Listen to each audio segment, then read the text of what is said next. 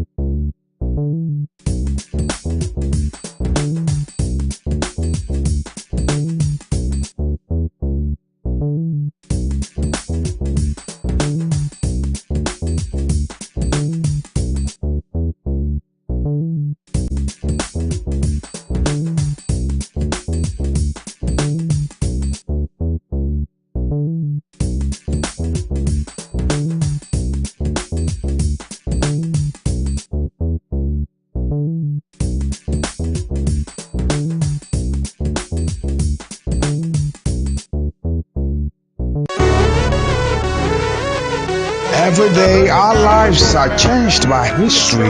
We are one people, all of us. Leaders, politics. Nobody's ambition is what I have fought very firmly. Natural occurrence, war, and the world economy. I belong to everybody, and I belong to nobody. ATN covers it all on ATN Politics today.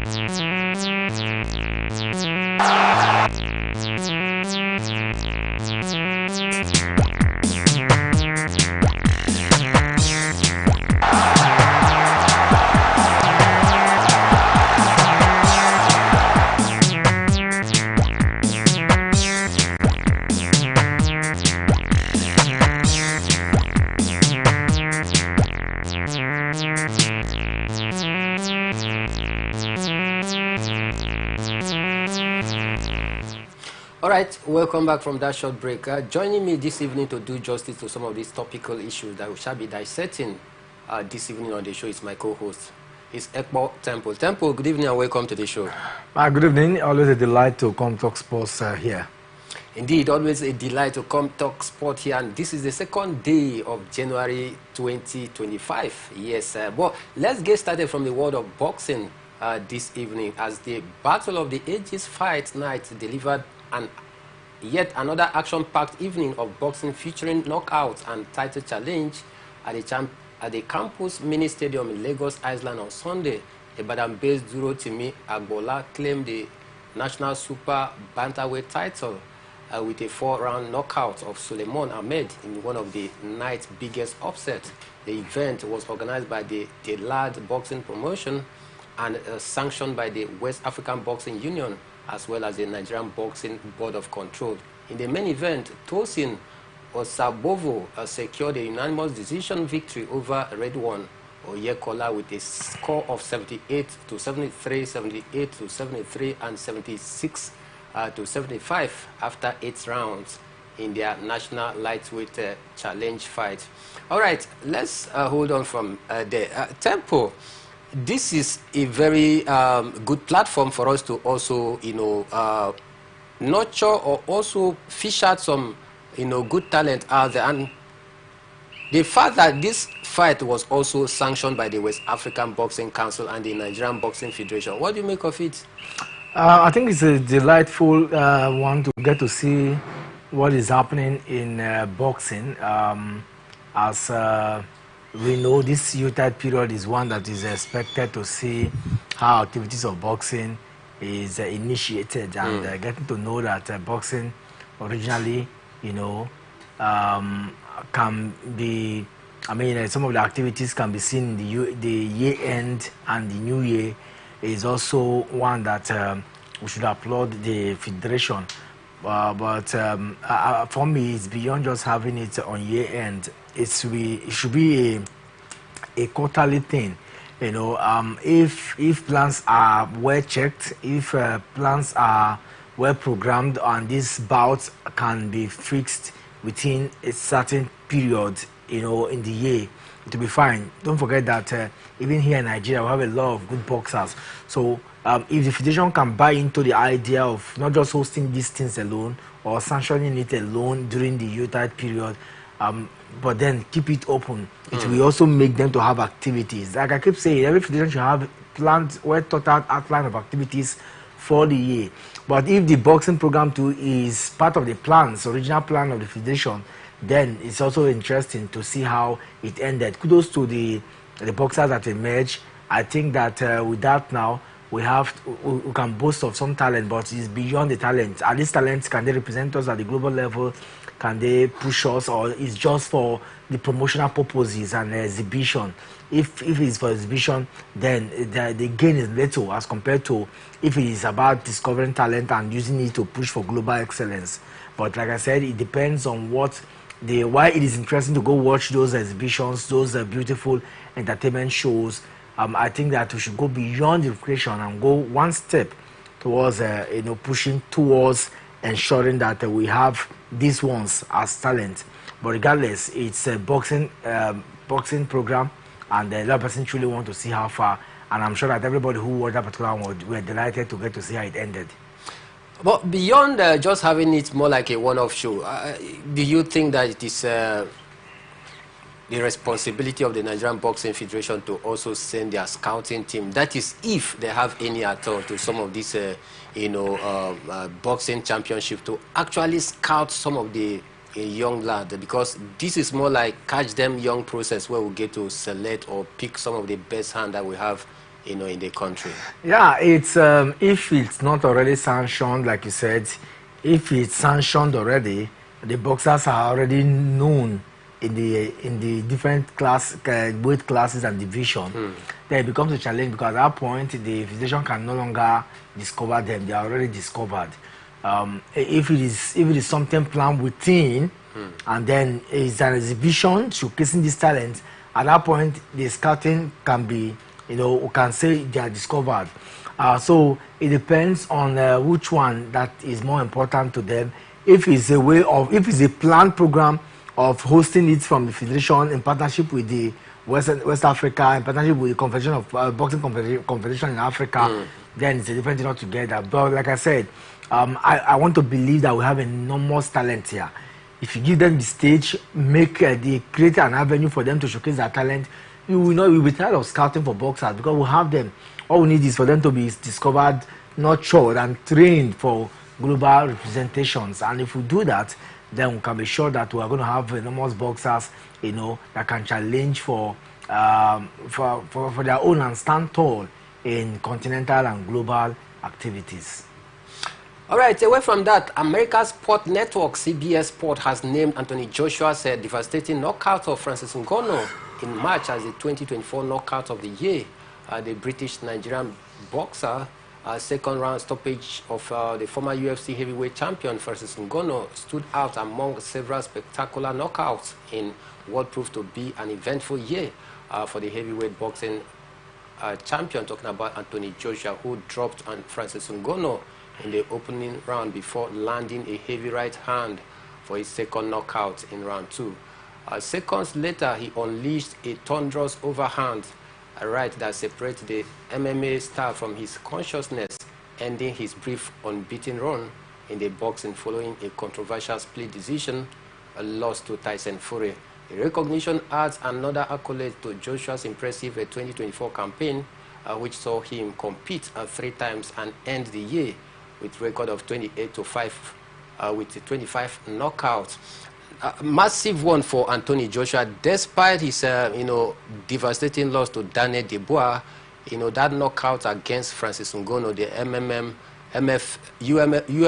UFC champion, was one of the highest knockouts recorded in the year 2024. And to you, who also watched other boxing fights, even including some other ones, do you think that he truly deserved that award the way he was able to dismantle and knock out Francis Ngannou? Yeah, I think that they have their own measures and how they get to this point of saying this is the knockout of the year.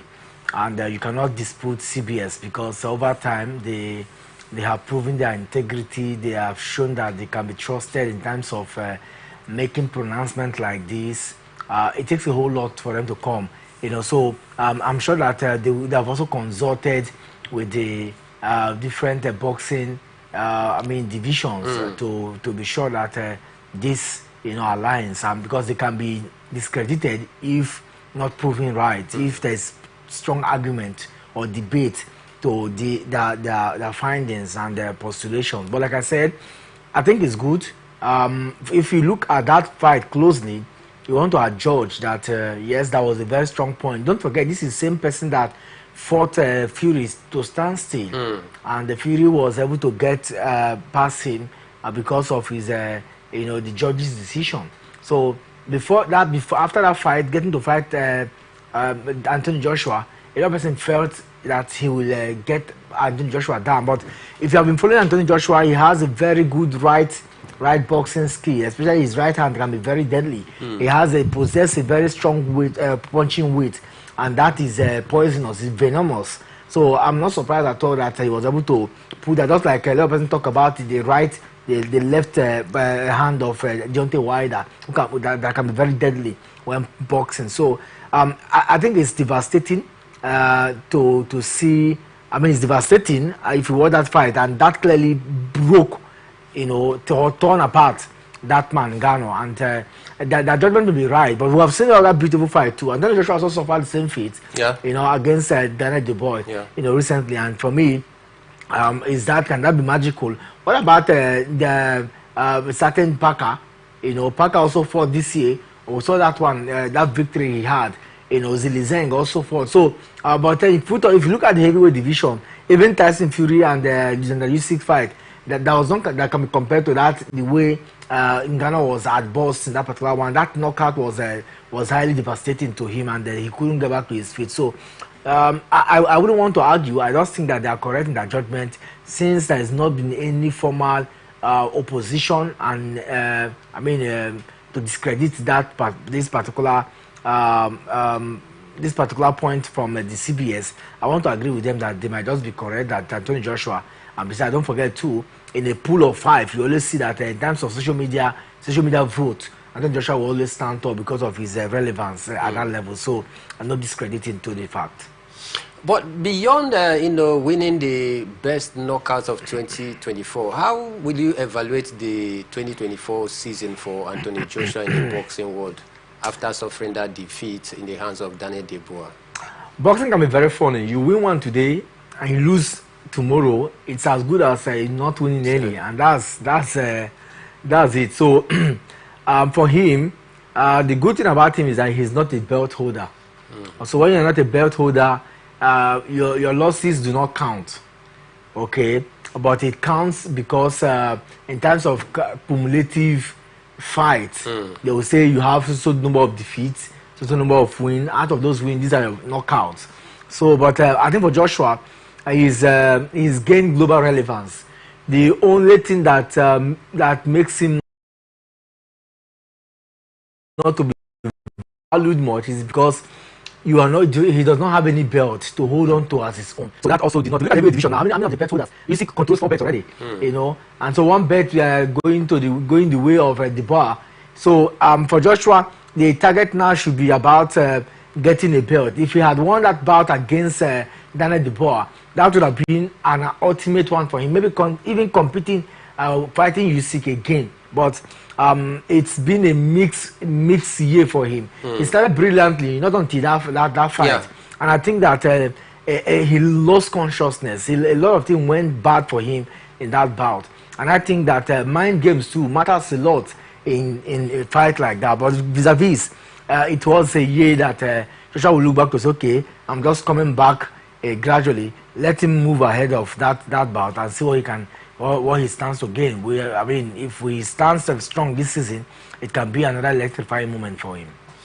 Of course, it can be another electrifying moment for Anthony Joshua come 2025 if he continues to train hard and stand tall. Of course, presently, he's in Nigeria enjoying his holiday. Away from that, let's head straight to the world of tennis this evening because Novak Djokovic kept his hope of winning 100 career ATP title alive with a straightforward 6-3, 6-3 win against Gail Monfils in the Brisbane International last 16. The Save 37 will face Riley Opeka in the last 8 after the Americans' 7-6 victory against Italy's Matteo Analdi. Novak Djokovic took his only break point opportunity in the first set, helping him to race into a 4-1 lead and to take the set within 36 minutes.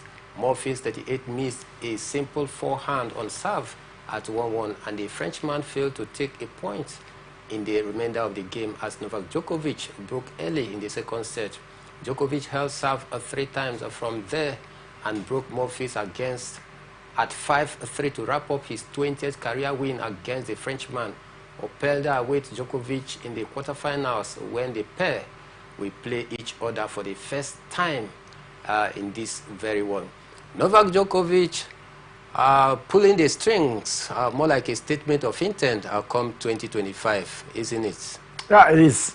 It is a statement of intent and a very good one to get to see him, getting that particular. Don't forget, a few days ago, they also that from the doubles in Brisbane, him and Nigrikos. Yeah. And his target is to prepare himself, be at the best, going into the first Grand Slam of the year here in Australia.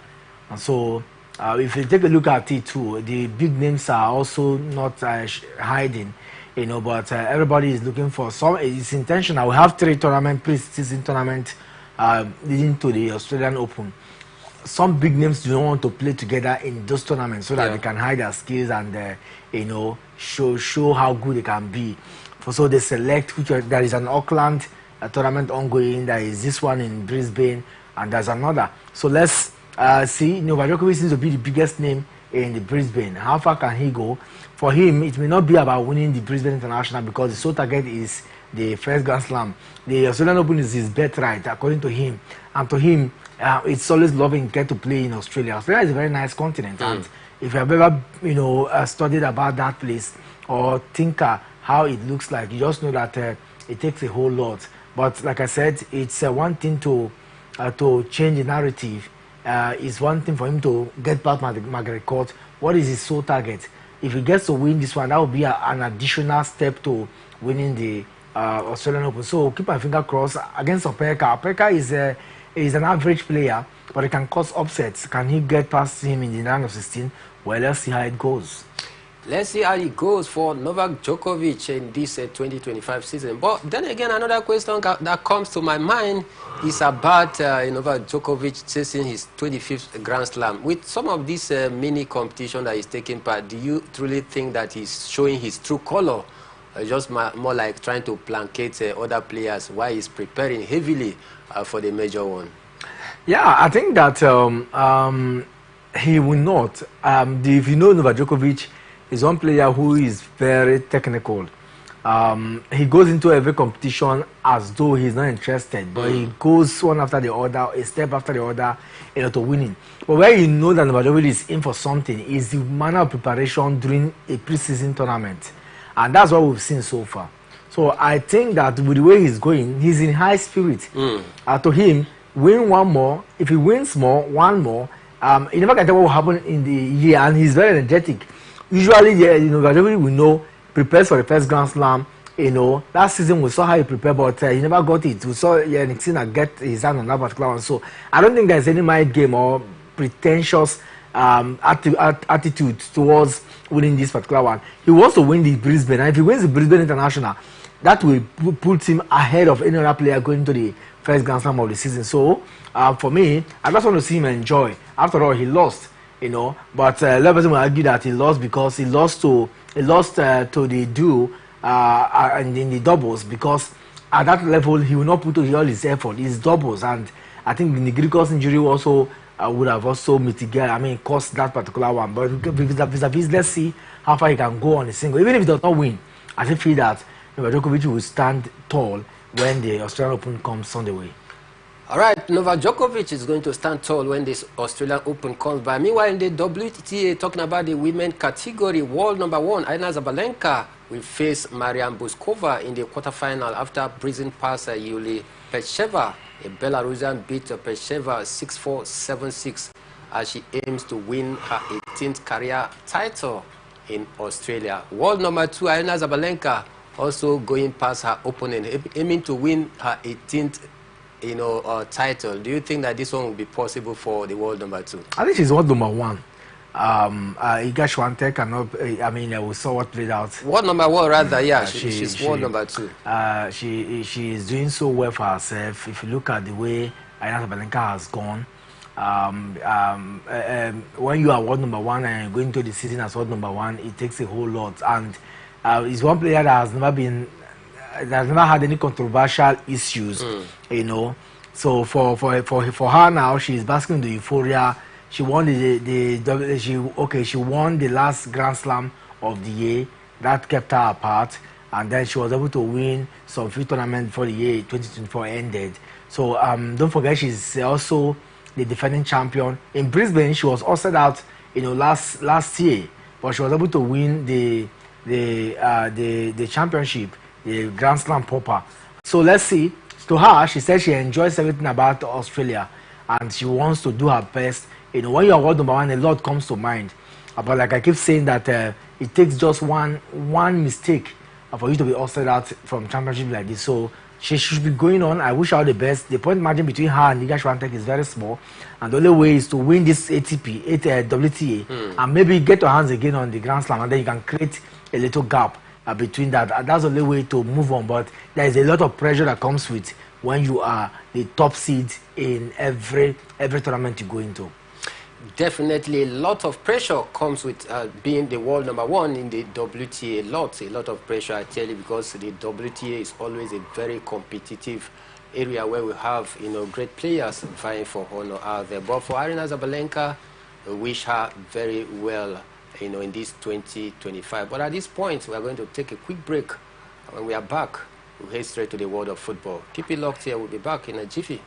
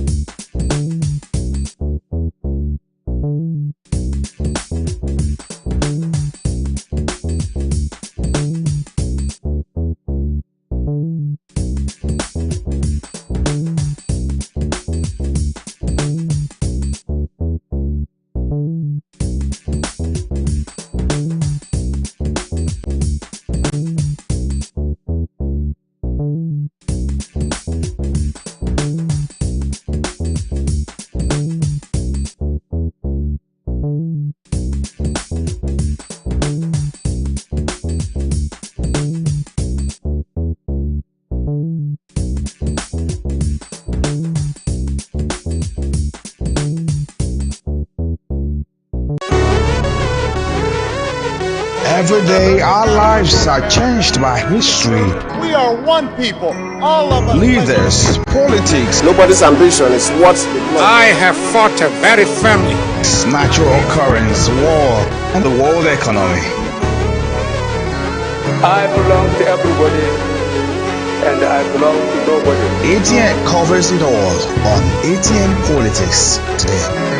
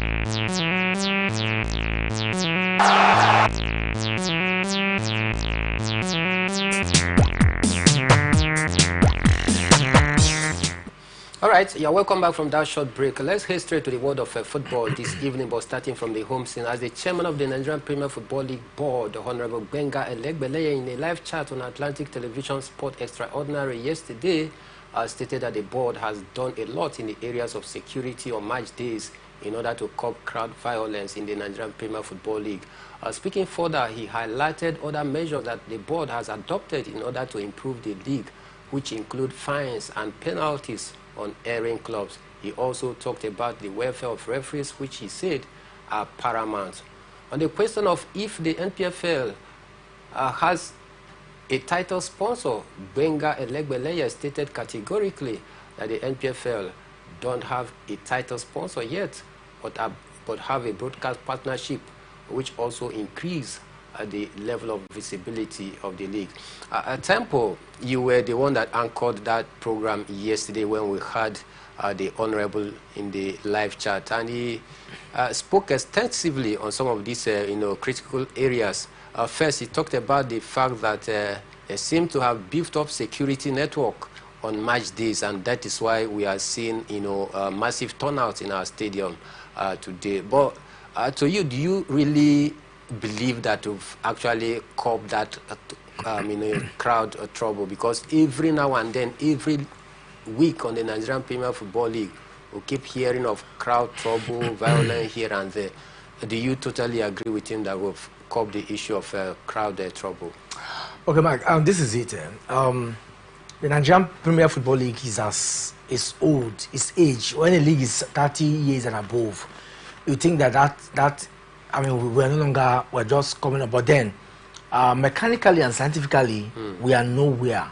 So, what Benga Elegbeleye and his board have done in the last 2-3 seasons is something that if we have good administrators, the likes of Robson Baribote, those who have been at the helms of affairs over time, Shehu Diko, this is, if they were intentional enough and not play politics with our league, these are things that would have been done before now.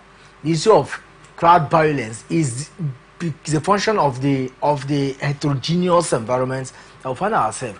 Now, take a look at compare and contrast other climes, even in Africa, in Morocco, in South Africa. We have, they have scientifically developed a league to the level that these things are no longer.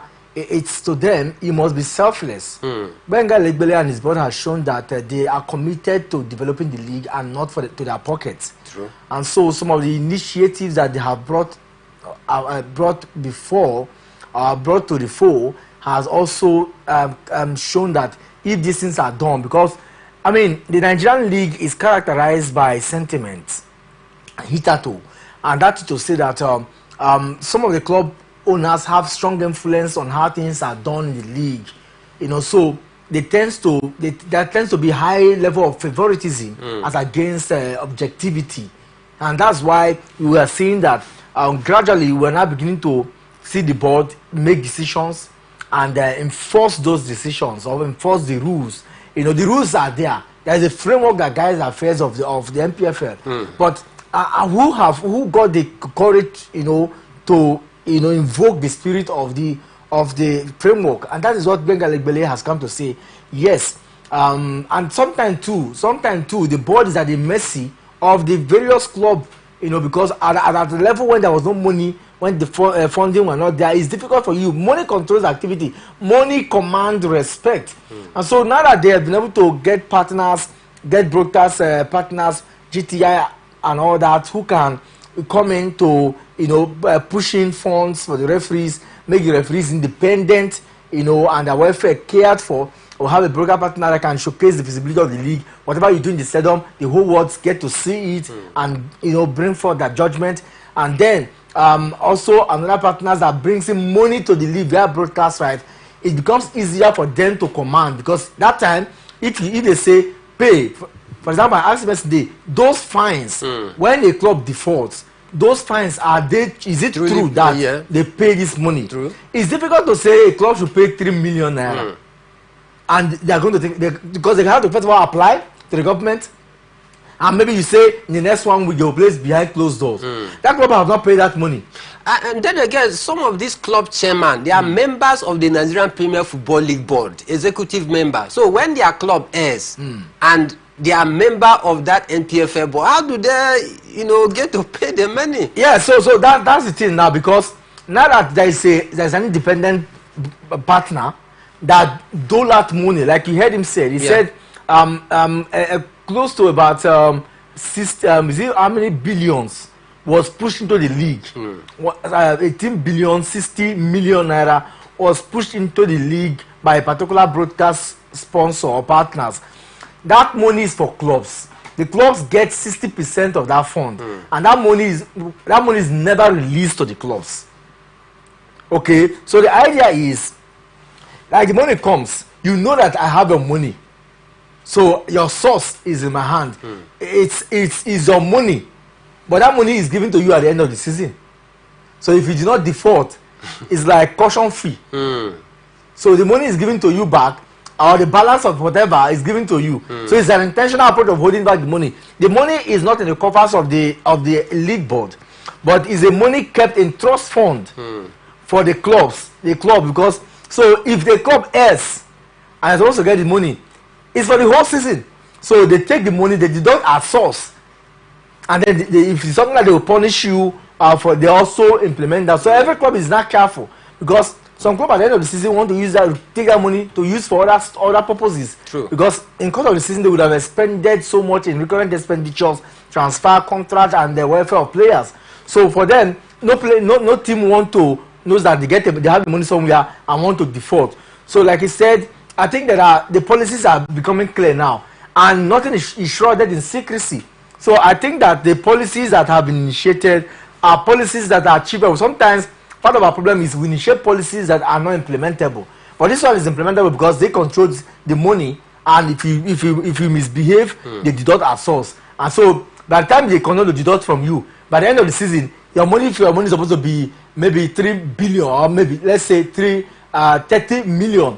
At the end of the day, that money is no longer there, and then who loses is you, because other clubs will still get the chunk of their money. You don't have any. True. So why not behave so well? And sometimes too, you play away from home or you play behind closed doors. So who pays for who gets the benefit? 3 points deducted from you can cost you relegation, like you said, or get you to win the title. So all these are standardized format as seen in other climes, and I think that if they go by this, and that is to say, we need to have consistent partnership where this money will be coming in, because the moment the money is not coming in again, 3 points enough is not enough for some club to adhere to not causing violence, because they look at the pros and cons. Cause violence, will lose. Yes, take 3 points from us, we can win other games. But when money is attached to it, they can think twice. But then again, is it not surprising that a league such as the Nigerian Premier Football League does not have a title sponsor? Because if we had a title sponsor, then other partners come in. It could be another way of also generating a heavy income for the league board. Is it not quite embarrassing that we don't have a title sponsor? Say that is embarrassing. So say that we are growing well. You look at it from the angle of what we are doing now. And like the man sincerely expressed yesterday, I think that we have, the league has suffered, you know, a lot. Okay, and at this point where we are growing it, I think it's just first of all proper that the club who are the key actors in the league get the benefit, and that's why the broadcast money is one that has also alleviated a lot of challenges that they face, especially when starting the new season and ending. That's why we do not have regular calendar or steady calendar that aligns with the European season. But now, because that money is there now, they are sure of it, and it's a big chunk. They can say we want to start this month, and our clubs will agree to it that okay, let's start, because they know the benefit that comes with it. So as time goes on, you heard him say rightly yesterday that they are still working on modalities to get more sponsors. Yes, it's bad not to get a title sponsor, but it takes a whole lot. They themselves coming in to bring 3 major broadcast partners is a good sign that the league is growing. It's easier for them to get sponsors, but I think that it's, if they get a sponsor, like a popular reality TV show gets many sponsors. Yeah. Yes, no doubt. Yeah. It's easier to get a sponsor that will be willing to give them this amount of money, but it doesn't end there. A sponsor wants to get back, you know, recoup back his fund. But like I said, it's a gradual process. With the National Sports Commission, even if I listen to him carefully yesterday, it looks like there is no strong alignment with the NLC, you know. But I still feel that part of what the NLC can do to, if they want to get credit, is to focus on the league.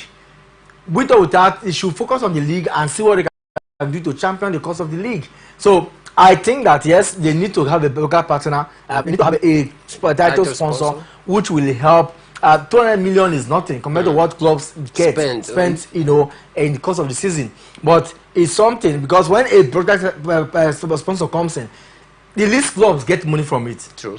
That's what it means. Not just about who wins the title, because they are all fighting for the title. True. So as you pay, that could be what has also deterred them, because if you are a broadcast sponsor, you are sponsor of the 20 teams. That means every team gets a share, a percentage of anything you're going to give.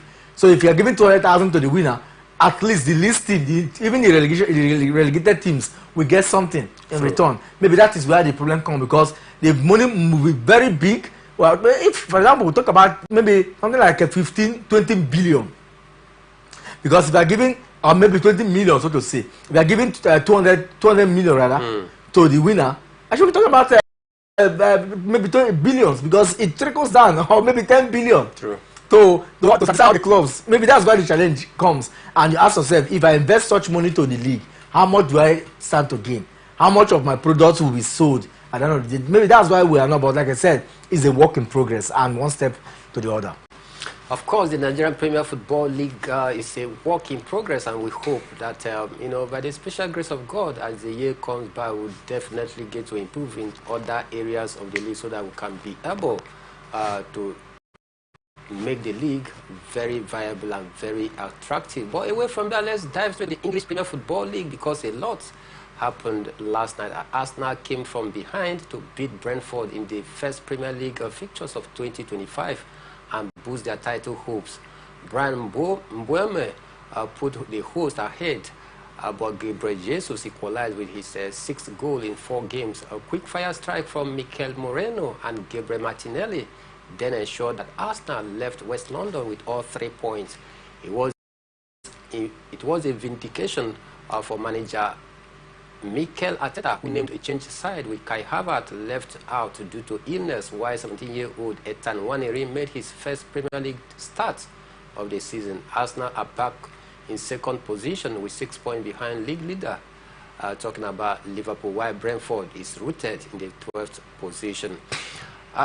Tempo, Arsenal, they were pegged back, you know, they were taken aback with that 13-minute strike by Brian Mbeumo, but they had to respond in a very positive manner to take all 3 points. And again, 3-1 in the favor of Arsenal. So what do you make of Arsenal's season so far? 3 points behind the leader, Liverpool. Do you see their 6 points rather behind the leader?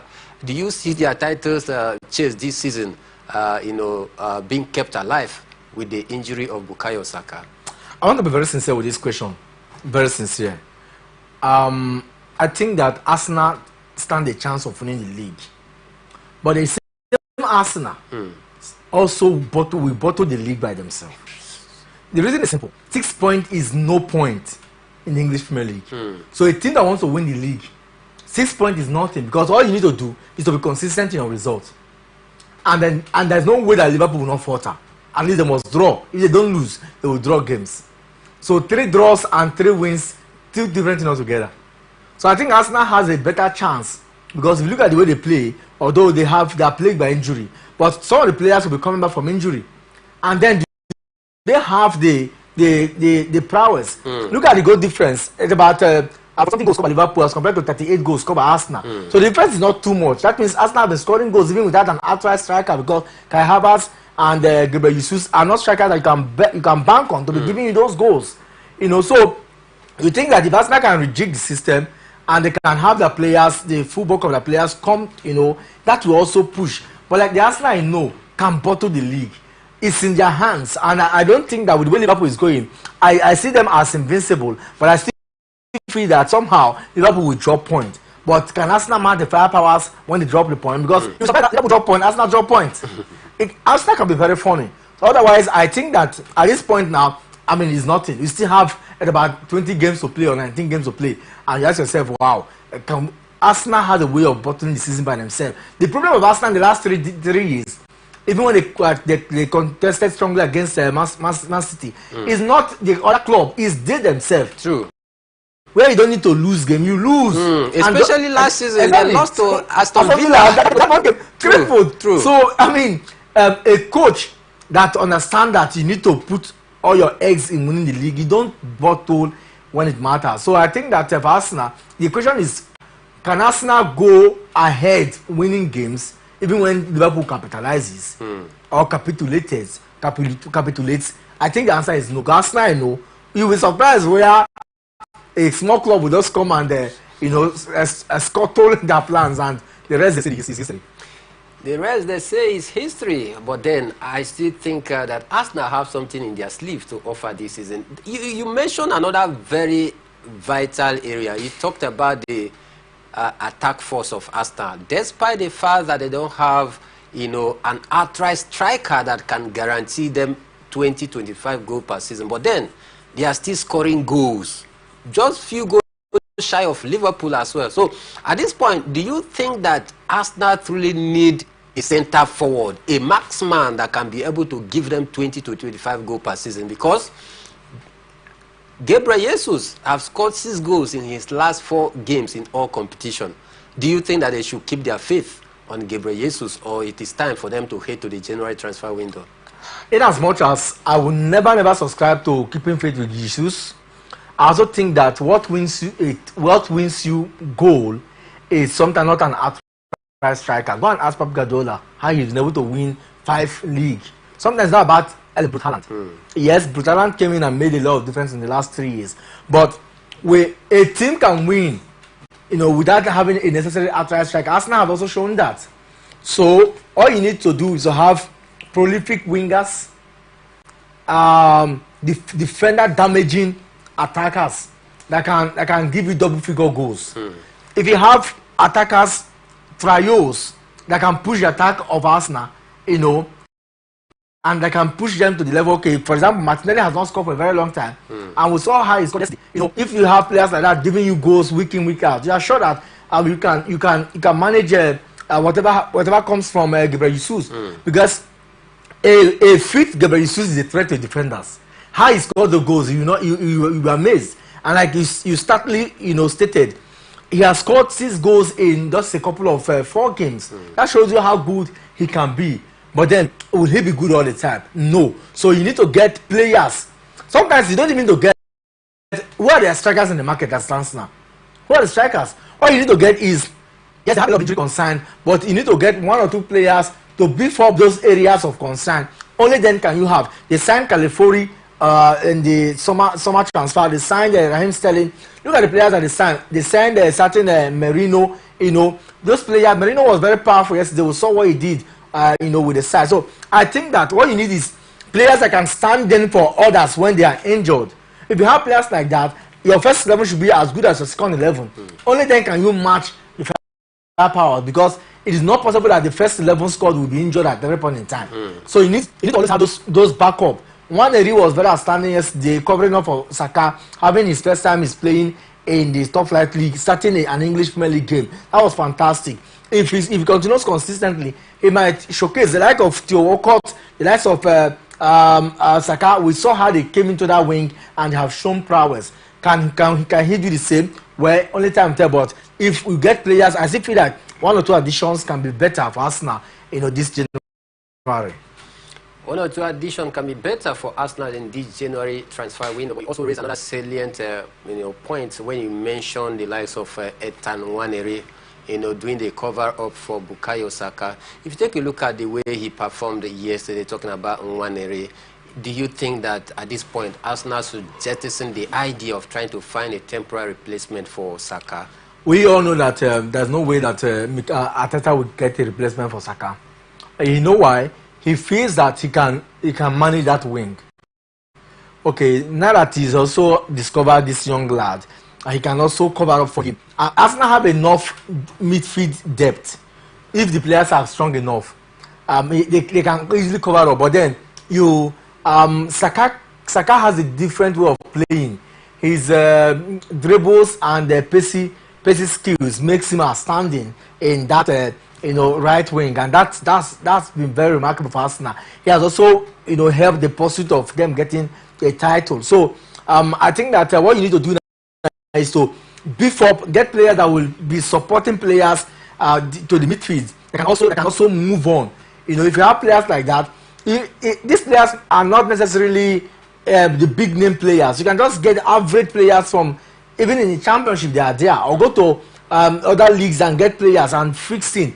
You never can tell. So I think that what you need now is squad depth. What Arsenal need now is squad depth, and it will cover up for individual playing abilities. If they have a good squad depth, then all those the fact that Bukayo Saka, Gabriel Jesus, these players will no longer count, because you see any player scoring goals at intervals. You see players scoring goals at interval. But let's have you one transfer just before we bounce out of the building this evening, as Paris Saint-Germain have reportedly made a move for Liverpool's Mohamed Salah. The League One champions have offered Mohamed Salah a 3-year contract worth the sum of 500,000 euros per week in wages. Salah's contract at Anfield is set to run out in 6 more time, and they are now free, and he's now free rather to negotiate with other suitors. The Egyptians have admitted publicly about lack of progress in negotiation over a renewal, and PSG are now ready to capitalize on the situation. As per French journalist Raymond Khaled Godin, PSG want to make Mohamed Salah their first marquee signing since the departure of Kylian Mbappe, who joined Real Madrid in the summer. Tempo, before we leave the building, any final word on this very Mohamed Salah issue? 2 things. 1, Salah will want to win the Premier League with Liverpool. So whatever deal that comes, if he truly wants to leave Liverpool, it is either he will sign a future contract to leave at the end of this season. Yeah. So that's one. Secondly, Salah want to stay in Liverpool and then force Liverpool to increase his wage bill to become the highest paid player. So these are the 2 dynamics to what he wants. So whichever one that comes first. So for me, if I'm PSG, I won't go for Salah. Salah might be very good, but he's age already, and I think that I cannot spend such amount of money on him. But vis-a-vis, anything that comes his way will be a fine deal. Anything that comes his way will be a fine deal for Mohamed Salah. But at this point, this is where we are going to drop the anchor on today's edition of the show. But do well to join us tomorrow morning, 7 a.m. for another scintillating package of Sport Talk. Don't forget that I did the show this evening alongside Equal Temple. My name is Emmanuel Michael. But don't forget that peace and unity remains the pathway to progress. Always enjoy here on Atlantic Television Network.